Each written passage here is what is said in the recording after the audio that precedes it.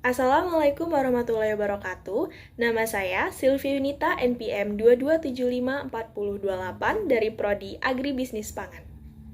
Manajemen logistik.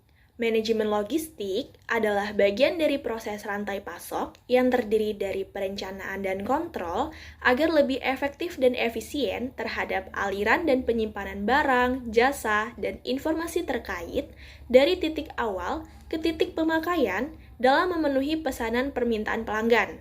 Itu menurut Council of Logistic Management atau CLM pada tahun 1986. Jadi, manajemen logistik menurut CLM itu adalah serangkaian proses yang menghubungkan beberapa faktor, mulai dari perencanaan, pelaksanaan, sampai dengan pengendalian, bahkan pendistribusiannya pun, untuk memenuhi kebutuhan pasar atau pelanggan.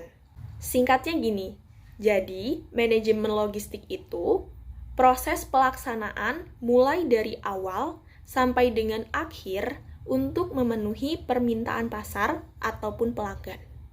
Tujuan manajemen logistik yang pertama yaitu mendorong perbaikan komunikasi dan teknologi informasi. Dengan dilakukannya manajemen logistik, jadi komunikasi antara produsen kepada konsumen itu jadi lebih terarah dan bisa lewat berbagai macam bentuk komunikasi. Bisa komunikasi secara langsung ataupun komunikasi melalui media elektronik. Nah, komunikasi melalui media elektronik ini menandakan kemajuan teknologi untuk menyerap informasi. Yang kedua, yaitu dapat melayani konsumen dengan baik. Selanjutnya, dapat mengurangi resiko. Karena sudah dilakukan perencanaan tuh dari awal sampai akhir, jadi resikonya tuh bisa dapat diantisipasi atau diminimalisir. Yang keempat, yaitu dapat merespon keluhan konsumen. Jadi kalau misalkan ada konsumen yang komplain, kita bisa meresponnya dengan baik. Ini ada kaitannya dengan komunikasi yang pertama tadi. Tahap-tahap manajemen logistik. Yang pertama yaitu peramalan. Peramalan yaitu perencanaan dan penentuan kebutuhan terhadap permintaan. Jadi, di sini kita buat nih perencanaannya. Kira-kira apa nih yang dibutuhin sama pasar? Nah, kita buat perencanaannya. Selanjutnya, yaitu ada penganggaran. Penganggaran di sini untuk merumuskan perincian kebutuhan sesuai dengan mutu dan dana yang tersedia.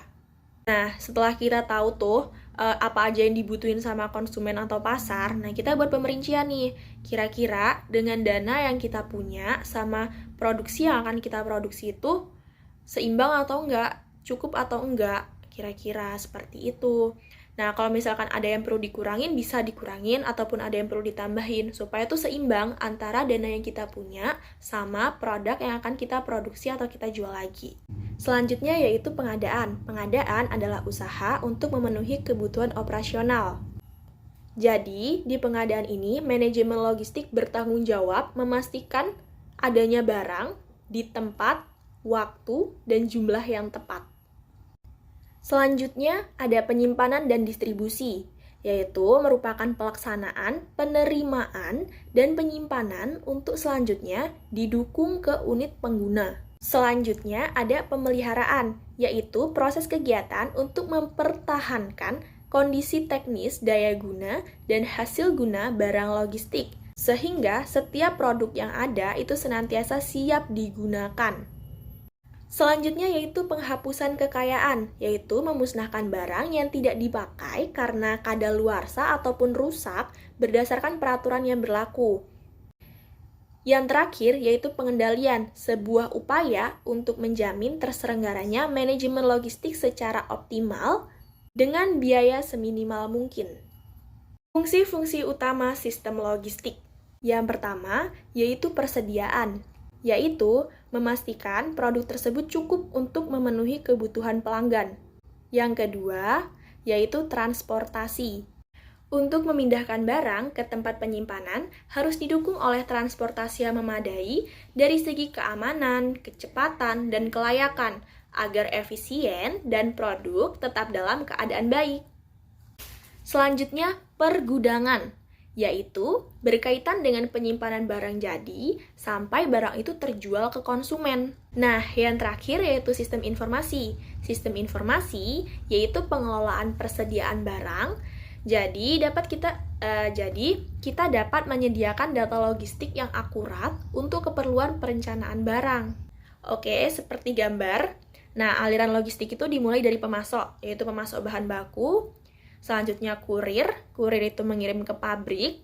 Pabrik itu mengolah bahan baku, dikirim lagi ke kurir, kurir ke distributor. Nah, dari distributor ke kurir lagi supaya sampai ke tangan akhir yaitu pelanggan. Supply Chain Management atau SCM yaitu mengutamakan arus barang antar perusahaan mulai dari awal kegiatan sampai akhir. Nah, sedangkan orientasinya atas dasar kerjasama dan koordinasi antar proses dari perusahaan mitra guna menjunjung kegiatan proses sampai ke tangan konsumen. Nah, komponen sistem rantai pasok terdiri dari fasilitas, proses produksi, kesediaan, transportasi, sistem informasi, pemasok, dan harga. Nah, untuk area cakupan SCM ini juga cukup luas, yaitu kegiatan merancang produk baru. Selanjutnya, kegiatan mendapatkan bahan baku. Selanjutnya, kegiatan merencanakan produksi dan persediaan. Selanjutnya, kegiatan melakukan produksi. Selanjutnya, kegiatan melakukan pengiriman. Dan yang terakhir, kegiatan pengelolaan pengembalian produk. Nah, di setiap pengelolaan itu pasti ada tantangannya. Nah, tantangan dalam mengelola supply chain yaitu kompleksitas struktur supply chain dan ketidakpastian. Oke, cukup sekian pembahasan kita tentang manajemen logistik. Semoga apa yang saya jelaskan dapat bermanfaat. Saya akhiri, wabillahi taufiq wal hidayah. Wassalamualaikum warahmatullahi wabarakatuh.